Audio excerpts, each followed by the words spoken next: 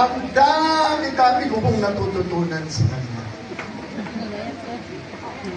Ako ho, nung artista, regular pa ako, nung ako'y talagang napapanood ko pa. Nagpagtanggol ng mga mahihirap. Lahat naman kami mga action stars. Yun ang tema ng pelikula natin. Pero nung makasama ko po ang taong ito, na iba po ang lakas sa akin. Kasi po nakikita ko po yung talagang pagsugod niya sa pinakamahihirap na mahihirap upang matulungan po sila.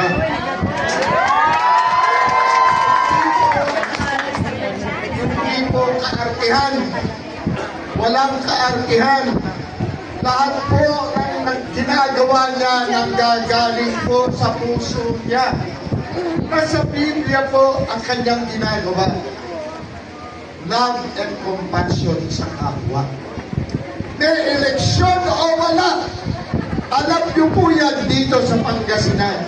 May eleksyon o wala. Nakikita niyo ang tao niya. Tuloy-tuloy po ang bigay ng serbisyo. Wala pong tigil, kaya ang sambayanang Pilipino ang nagtagsag sa kanya, Mr. Malasakit. Dahil ang dating vision ng aking kaibigan ay ang mag-serbisyo. Alam niyo po yan. Alam niyo sa puso niyo yan.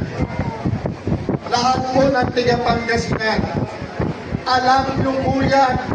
Dahil nakikita niyo siya, naabot niyo siya, nayayakap niyo siya, at nararamdaman niyo siya, may eleksyon o wala.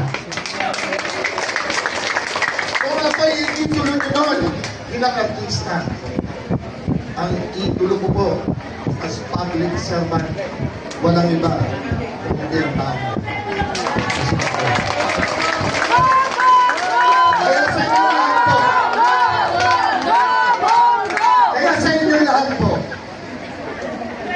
Ako yung makabot sa inyo. Alam ko naman po, ipaglalaban nyo si Bongo.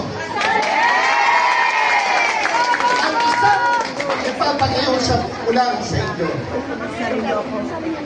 Sa inyong pagkarasal.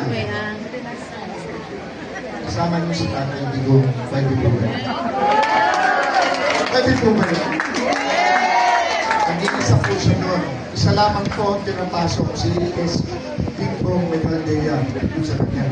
Next, si Vice Inday Sara po, hindi nagkaroon ng pagkakataon ng pasok. Wala pong nag-aalaga sa kanya doon. So, may nag-iisa lang.